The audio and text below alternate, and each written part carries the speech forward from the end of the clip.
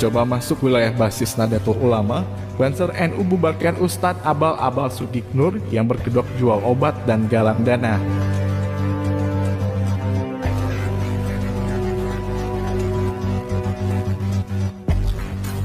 Kami ingin tahu, apakah ada acara apa supaya kita lebih clear.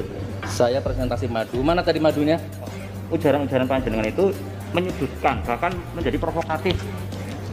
Gitu. Kemudian sampai dengan bahasa ulama.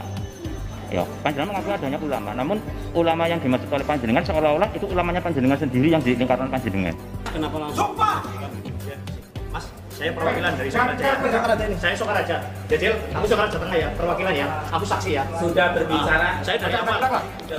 Oh, rapor ya. Orang kayak Jil. Aku Sokaraja Tengah pada Jil. Aku saksi tok Jil. Makanya kita orang dewekan. Saya sedang terjengan jangan aku juga orang. Gue dengan takut dia sih.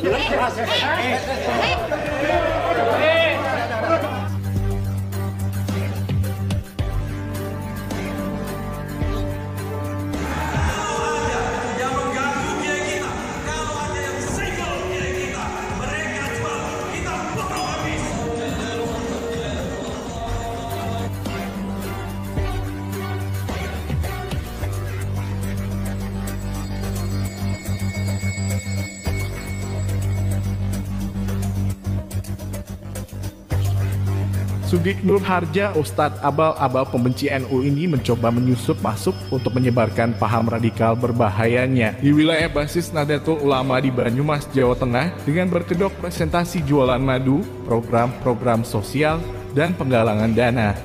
Warga NU memang harus tahu dan waspada bahwa Ustadz Abal-Abal Sugiknur ini memang sedang gencar-gencarnya menyebar luaskan paham Islam intolerannya di wilayah basis Nahdlatul Ulama di Pulau Jawa. Dengan berkedok program membangun masjid, Ustadz Abal-Abal ini mencoba mempengaruhi warga di basis-basis Nahdlatul Ulama supaya terpengaruh olehnya. Dan memang, aksi Ustadz Abal-Abal ini tergolong cukup sukses. Lihat saja masyarakat di Pulau Madura yang dulunya 100% adalah warga NU yang sangat fanatik terhadap Nahdlatul Ulama. Kini karena propagandanya, hampir separuh masyarakat Madura terpengaruh hingga berani menjelek-jelekan NU dan ulama-ulama NU. Karena kesuksesannya di beberapa wilayah Jawa Timur itu, kini Ustadz Abal-Abal Sugiknur mencoba menyusup di basis-basis Nahdlatul Ulama di wilayah lain dan kini targetnya adalah di Jawa Tengah. Seperti biasa, Sugiknur ketika pertama kali masuk di wilayah yang baru, dia tidak akan langsung berceramah provokatif seperti di tempat-tempat yang sudah berhasil dipengaruhinya. Melainkan dia akan mengenalkan program-program sosial sebagai kedok untuk mempengaruhi masyarakat supaya terpengaruh untuk mengikutinya. Dan jika dia sudah berhasil mempengaruhi masyarakat, barulah ia akan melakukan ceramah provokatif dan ujaran-ujaran kebencian seperti biasanya. Saya ibaratkan NU sekarang itu seperti bis umum, supirnya mabuk, kondekturnya teler gitu, keneknya ugal-ugalan, supirnya ugal, keneknya juga begitu, dan penumpangnya itu kurang ajar semua. Hei, generasi muda NU, taek. Kalau kamu perempuan, kamu lebih cantik mana sama istri-istriku? Kalau kamu laki-laki, kamu lebih ganteng mana sama aku? Kalau kamu ekonomi, kamu lebih kaya mana sama aku? Ayo, bukan yuk. Jangan-jangan kamu kiri, jangan-jangan kamu. Matamu itu picek, matamu picek itu.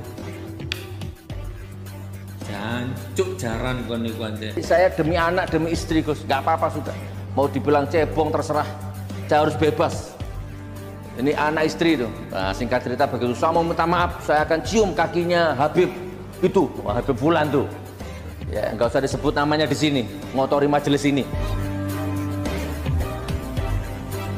Tidak mau basis NU di wilayahnya terpengaruh paham radikal Ustadz Abal-Abal Sugiknur, Banser NU Banyumas pun mendatangi acara itu setelah mendapatkan laporan dari masyarakat yang merasa khawatir akan kedatangan Ustadz Abal-Abal ini, yang ternyata acara tersebut juga tidak meminta izin dulu kepada ketua RT setempat.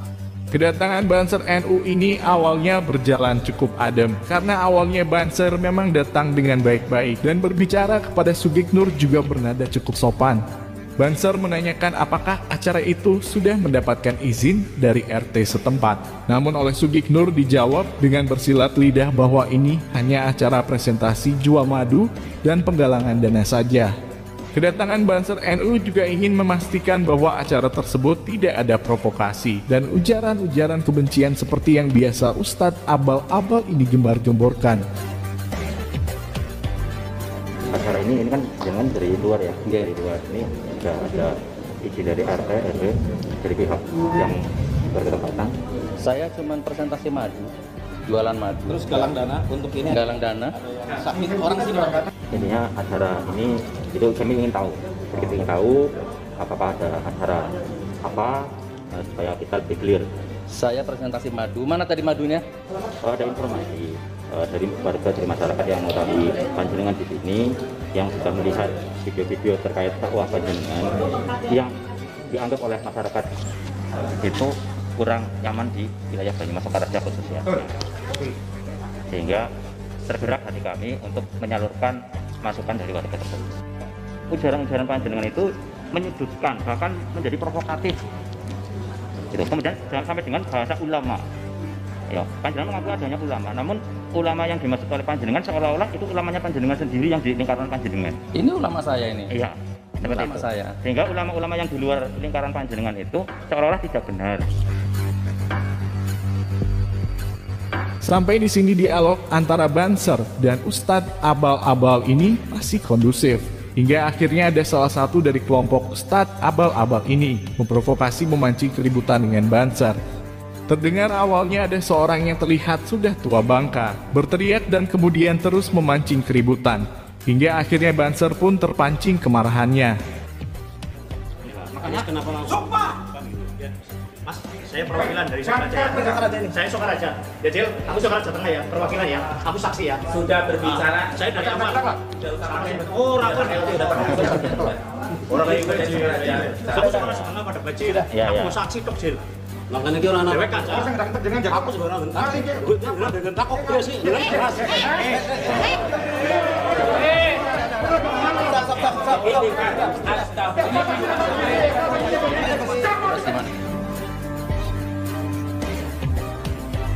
Kami warga NU khususnya dan bangsa pribumi Nusantara pada umumnya sangat mengapresiasi keberanian Banser Banyumas yang telah menjaga basis Nahdlatul Ulama dari masuknya paham radikal Bani Kadrun yang disusupkan Sugiknur untuk mempengaruhi masyarakat dan warga NU khususnya.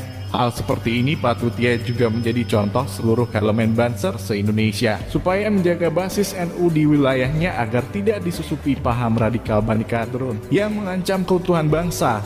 Lihatlah pengalaman di Madura yang dulu masyarakatnya 100% warga NU dan fanatiknya terhadap NU sangat luar biasa. Kini karena propaganda Ustadz Kadrun, sebagian dari mereka sekarang ikut-ikutan membenci NU dan berani menghujat ulama-ulama NU.